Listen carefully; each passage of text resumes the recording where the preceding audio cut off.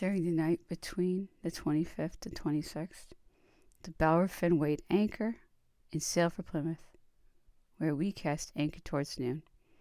We had scarcely cast anchor when a number of the armed boats proceeded to take their station like sentinels around the ship, and no one was allowed to approach without a pass from the admiral, and 2 frigates made a signal for sailing. Admiral Keith communicated all his orders, or those of the government, by signals. No one came on board.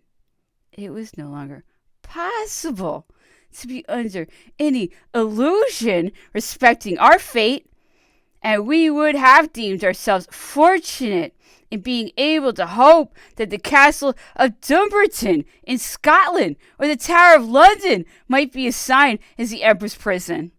St. Helena appeared nothing less than a burning tomb in the midst of the Atlantic. On the 27th, Captain Maitland informed the Grand Marshal that he had just received orders to cause all the officers who no longer constituted a part of the Emperor's personal attendants, and especially the Poles, to be put on board a frigate, and that probably Admiral Keith would come during the day to announce the decision of the government.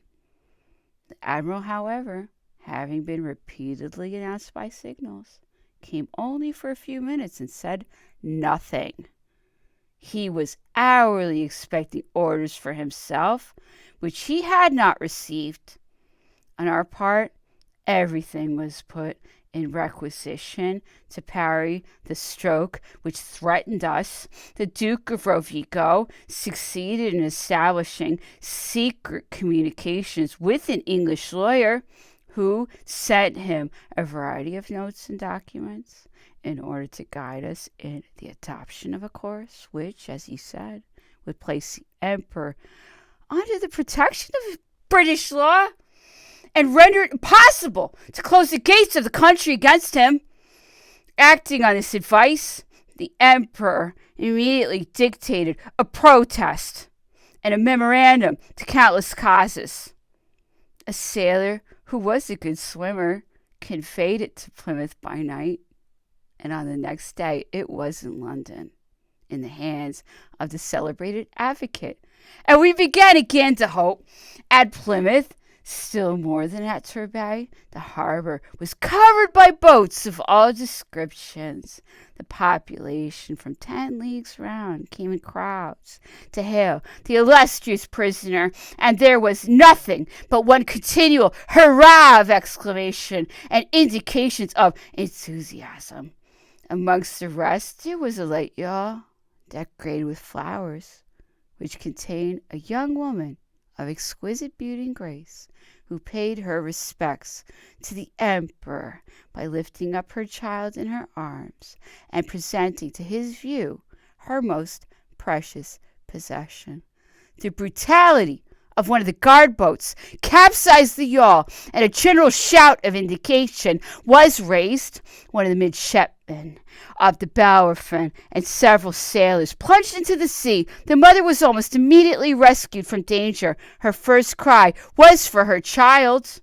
I was attracted by the sound, and well remember the pleasure which I felt on hearing the child is saved.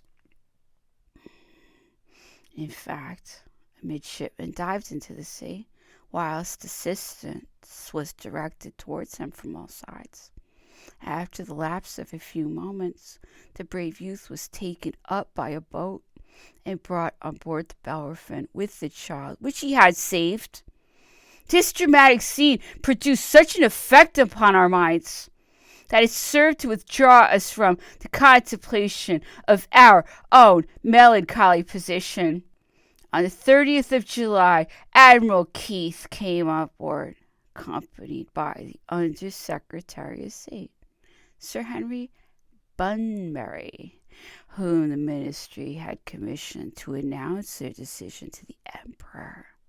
He accordingly handed him the following extract from the dispatch of the Admiralty: "As it may perhaps be convenient for General Bonaparte to learn without further delay the intentions of the British government with regard to him, your lordship will communicate the following information. It would be inconsistent with our duty towards our country and the allies of His Majesty if General Bonaparte possessed the means of again disturbing the repose of Europe. It is on this account that it becomes absolutely necessary he should be restrained in his personal liberty, so far as this is required by the foregoing important object. The island of St. Helena has been chosen as his future residence.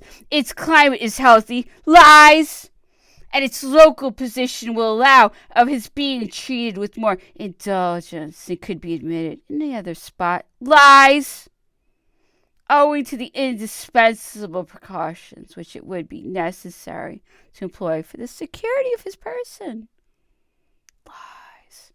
General Bonaparte is allowed to select from amongst those persons who accompanied him to England, with the exceptions of General Savary and Lallemant, 3 officers who, together with his surgeon, will have permission to accompany him to St. Helena. These individuals will not be allowed to quit the island without the sanction of the British government. Rear Admiral Sir George Cockburn, who is appointed Commander-in-Chief at the Cape of Good Hope and the adjacent seas, will convey General Bonaparte and his suite to St. Helena, and he will receive detailed instructions relative to the execution of this service. Sir George Cockburn will most probably be ready to sail in a few days, for which reason it is desirable that General Bonaparte should make choice without delay of the persons who are to accompany him. The Emperor, listening to the reading of the document with profound calmness, and when Lord Keith and Sir Henry Bunbury had ceased speaking, he said to them, I am the guest of England, not her prisoner. I have come of my own accord to place myself under the protection of British law. In my case, the government has violated the laws of its own country, the law of nations, and the sacred duty of hospitality. I protest against their right to act thus and appeal to British honor. The Admiral and Under-Secretary made no other answer than to give respectful assurance that they would immediately transmit an account of what had just taken place to the government. During the evening, Captain Maitland forwarded to the Admiral the following letter, which was put into his hands by the Grand Marshal. From the Emperor, my lord, I have read with attention the extract from the letter which you have communicated to me. I have made you acquainted with my protest. I am not a prisoner of war. I am the guest of England. I have come to this country in the English ship Bellerophon, after having first communicated to Captain Maitland the letter which I had written to the Prince Regent, and received from him the assurance that his orders prescribed to him the duty of receiving me on board and conveying myself in my suite to England.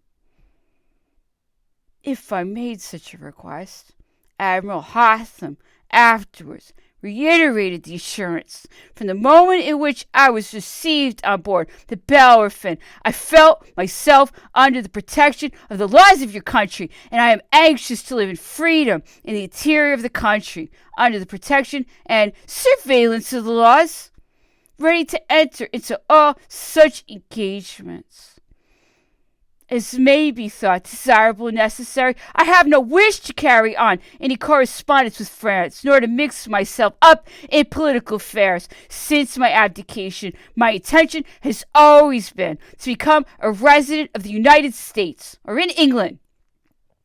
I flatter myself, my lord, that you and the Under-Secretary of State will make a faithful report of these circumstances. It is in the honor of the Prince Regent and in the protection of the laws of your country that I have placed and do place my confidence, Napoleon.